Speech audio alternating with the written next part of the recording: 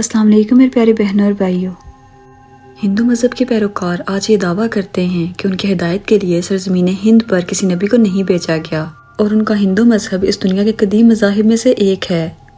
اللہ تعالیٰ قرآن پاک کی سورہ رات کے اندر ارشاد فرماتے ہیں کہ ہم نے ہر قوم کے اندر نبی اور ڈر سنانے والا بھیجا۔ احادیث مبارکہ سے ہمیں یہ بھی معلوم ہوتا ہے کہ اس دنیا میں کل 1,24,000 انبیاء بھیجے گئے، مگر صرف 25 انبیاء کا ذکر نام کے ساتھ قرآن پاک میں موجود ہے۔ اس سے مراد یہ ہے کہ اس دنیا میں آج جتنے بھی بڑے بڑے مذاہب موجود ہیں ان کے ماننے والی قوموں کی طرف انہی 25 انبیاء میں سے نبی آئے۔ اب یہ ہم انسانوں کا کام ہے کہ ہم اپنی تاریخ کو پڑھیں اور یہ جاننے کی کوشش کریں کہ جس نے ہمیں پیدا کیا اس نے اپنا پیغام کس کے ذریعے ہم تک پہنچایا تاکہ ہماری موت ایمان پر ہو سکے۔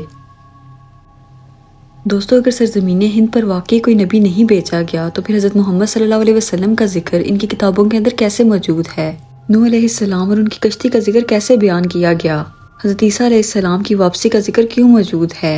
اور سب سے بڑھ کر ایک اللہ کی عبادت کا کیوں کہا گیا ہے؟ اگر یہ سب واقعات اس قوم کے اندر ہدایت کے لیے آنے والے کسی نبی کی تعلیمات ہیں جنہیں وقت کے ساتھ بگاڑ دیا گیا تو وہ کون سے پیغمبر ہیں؟ آئیے جانتے ہیں کہ ہندو کس نبی کی امت ہیں۔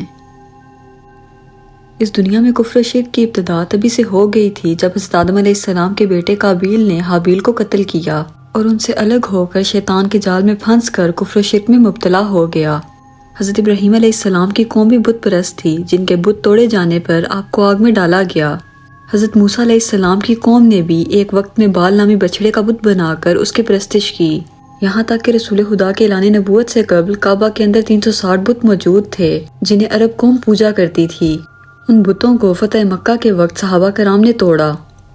اس سے یہ معلوم ہوتا ہے کہ بت پرستی تو حضرت آدم علیہ السلام کی ایک نافرمان اولاد کے وقت سے آج تک موجود ہے، مگر اس کا کسی مذہب سے کوئی تعلق نہیں۔ یہ صرف ایک گمراہی کا راستہ ہے جس پر شیطان انسانوں کو چلاتا رہا۔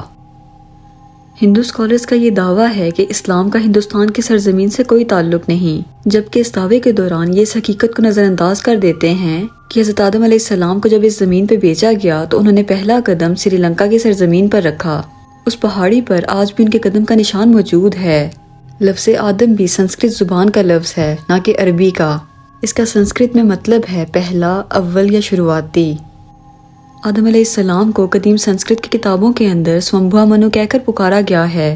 اگر ہندو کسی طرح سے ان کے وجود سے انکار کرنے کی کوشش کریں تو یہ بالکل ناممکن ہے، کیونکہ ان کی مقدس کتاب رگ وید اور بھاوش پرانا میں آدم علیہ السلام کی تخلیق، فرشتوں کا انہیں سجدہ کرنا، آدم علیہ السلام سے حوا کی تخلیق، شیطان کا ان دونوں کو بہکا کر جنت سے نکالنا اور پھر زمین پر اتارنے کا ذکر واضح طور پر موجود ہے۔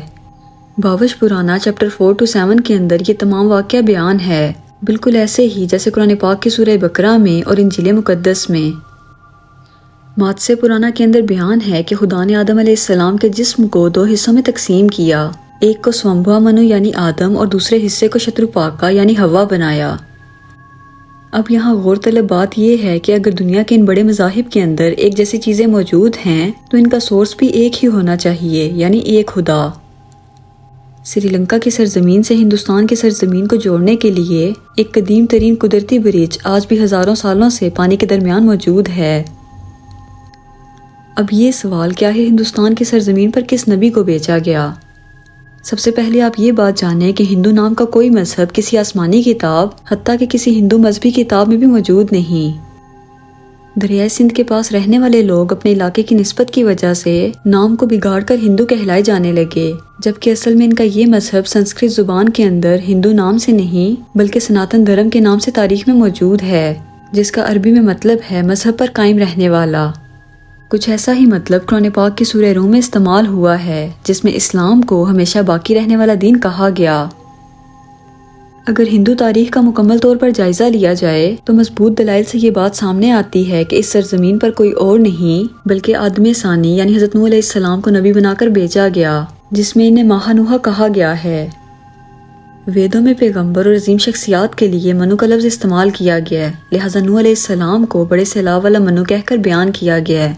ان کی کشتی سے لے کر سیلاب تک کا تمام واقعہ یہاں تفصیل سے موجود ہے، جیسا کہ قرآن کریم کی سورہ ہود میں اور بک آف جینیسس چیپٹر 7 میں۔ وید میں لکھا ہے کہ جب بڑے سیلاب کے بعد دنیا پھر سے آباد ہوگی تو میں ان ویدوں کو پھر سے نافذ کروں گا۔ اور باوش پرانا چیپٹر 4 to 7 کے اندر نوح علیہ السلام کے طوفان کے بارے میں بیان کیا گیا ہے، اور یہ بھی کہ اس میں منو کو خدا نے کشتی بنا کر اس کے اندر جانوروں کو سوار کرنے کا حکم دیا، جس کے بعد ایک عظیم طوفان آیا جس نے بھارت ورش یعنی ہندوستانی سرزمین پر زندگی کو ختم کر دیا۔ لفظ نوح سنسکرت زبان کے اندر بھی موجود ہے، جس کا مطلب ہے کشتی یا کشتی والا۔ یہی مطلب اس کا عربی زبان میں بھی ہے۔ ان ویداس میں حضرت نوح علیہ السلام کو کل 74 جگہوں پر نام کے ساتھ بیان کیا گیا ہے۔ فرانس کے ایک رائٹر ریجے ڈوبوئس نے ہندو مذہب اور روایات کو 40 سال تک پڑھا اور بتایا کہ طوفان نوح کے بعد ہندوستان کی سرزمین ایک صحرا کی طرح تھی جسے آباد کیا گیا۔ ویداس میں بھی بار بار نوح علیہ السلام کو مخاطب کر کے ان کے واقعات بیان کیے جا رہے ہیں۔ اس کا مطلب ہندوستان کی سرزمین اور نوح علیہ السلام کے درمیان ایک تعلق موجود ہے۔ طوفان کے بعد جن ویداس کو نافذ کرنے کا بیان کیا گیا تھا وہ حضرت نوح علیہ السلام کی ہی تعلیمات تھیں، جو طوفان کے بعد ان کے ایک بیٹے کی نسل سے سرزمین ہند پر پھیلنا شروع ہوئیں، مگر بعد میں اس قوم نے گمراہ ہو کر بت پرستی اختیار کر لی۔ قرآن کریم میں نوح علیہ السلام کی قوم کو سابی کہا گیا ہے، جو کہ عراق کی سرزمین کو کہتے ہیں۔ اسی سرزمین پر حضرت ابراہیم علیہ السلام پیدا ہوئے اور ان کی قوم بھی یہی مشرک تھی۔ ان لوگوں نے نوح علیہ السلام اور ان کے درمیان آنے والے تمام نبیوں کی تعلیمات کو یا تو بدل دیا یا پھر بھلا دیا، اور یہ بت پرستی میں مشغول ہو گئے۔ یہ لوگ فرشتوں کی بھی عبادت کیا کرتے تھے، اسی لیے خدا کے ساتھ فرشتوں کی بھی مورتیاں بنا بنا کر انہیں بھی خدا کا درجہ دینا شروع کر دیا۔ جیسے اللہ تعالیٰ نے ہر کام کے لیے فرشتے مقرر کیے ہیں، ایسے ہی ان لوگوں نے الگ الگ کاموں کے لیے الگ الگ بت بنا رکھے ہیں۔ آج اس وقت تک ہندوستان میں چھوٹے بڑے کئی ملین خدا بنائے جا چکے ہیں۔ یہ لوگ ستاروں اور آگ کے بھی پجاری تھے، اس لیے ہندو قوم آج بھی آگ کی پرستش کرتی ہے، اور یہ لوگ ستاروں کے علم پر بھی اندھا دھند یقین کرتے ہیں۔ یہ تمام تعلیمات اتنے واضح طور پر ہندو تاریخ میں موجود ہیں، مگر پھر بھی یہ لوگ اس بات کے انکاری ہیں کہ خدا ایک ہے یا پھر ان کی طرف کوئی نبی بھیجا گیا۔ مگر ایسا کیوں؟ دوستو، صحیح بخاری میں ایک حدیث موجود ہے جس میں ابو سعید سے مروی ہے کہ رسول اللہ صلی اللہ علیہ وسلم نے فرمایا کہ قیامت کے دن نوح علیہ السلام اور ان کی قوم کو بلایا جائے گا، اور اللہ تعالیٰ نوح علیہ السلام سے یہ سوال کریں گے کہ کیا آپ نے اپنی قوم تک میرا پیغام پہنچا دیا تھا؟